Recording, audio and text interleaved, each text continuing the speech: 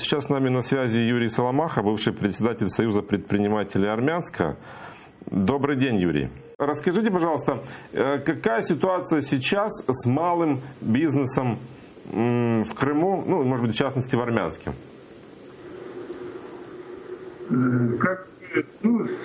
Идет в том же ключе, в котором начиналось в 2014 году.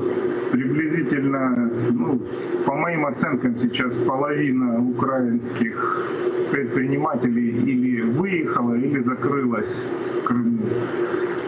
Идет последовательное вытеснение, замещение украинского малого и среднего бизнеса на своих приехавших из России.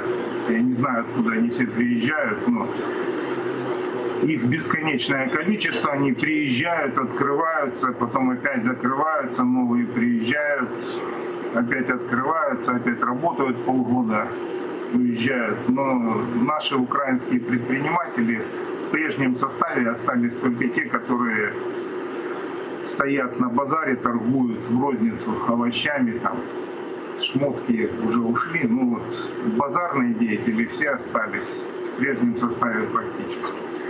А те, кто занимался чем-нибудь там более серьезным, магазины стремятся сдать свои помещения в аренду, то есть сесть на кэш и пытаться переждать, по крайней мере, поначалу. Сейчас, насколько я знаю, то есть большинство предпринимателей в подвешенном состоянии.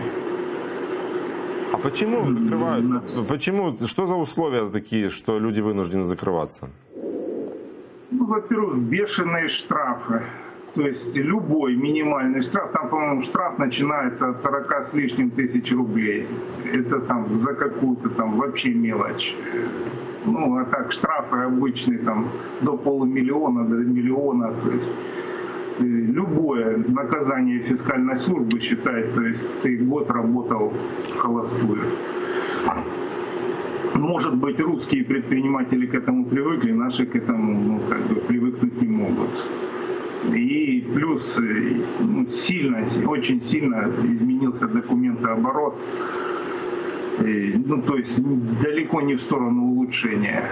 То есть количество налогов увеличилось, абсолютно непонятно принципы их начисления. То есть большего я сказать не могу, потому что сам там не работал ни дня. С жалобы, которые поступают именно такого уровня. И денег стало больше, да, денег стало больше, однозначно. Денежная масса, которая там вращается, она стала в разы больше. У кого есть доступ к этим деньгам? Кто может зарабатывать в Крыму? Кто ведет бизнес? И что за деньги? Я не знаю, денежная масса увеличилась, то есть и анализировать у меня нет возможности, у меня сильно ограниченный источник поступления, чем дальше, тем меньше людей, то есть, тем с меньшим количеством людей у меня остается контактов, потому что люди уезжают в Украину, и на месте остается все меньше. Украинский бизнес вытесняет гораздо быстрее, чем украинское население. То есть...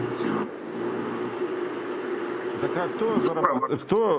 Деньги, вы имеете в виду, приходят по этим так называемым федеральным целевым программам? А кто их осваивает? И как, у кого есть доступ к ним? Чужаки, но этих самых...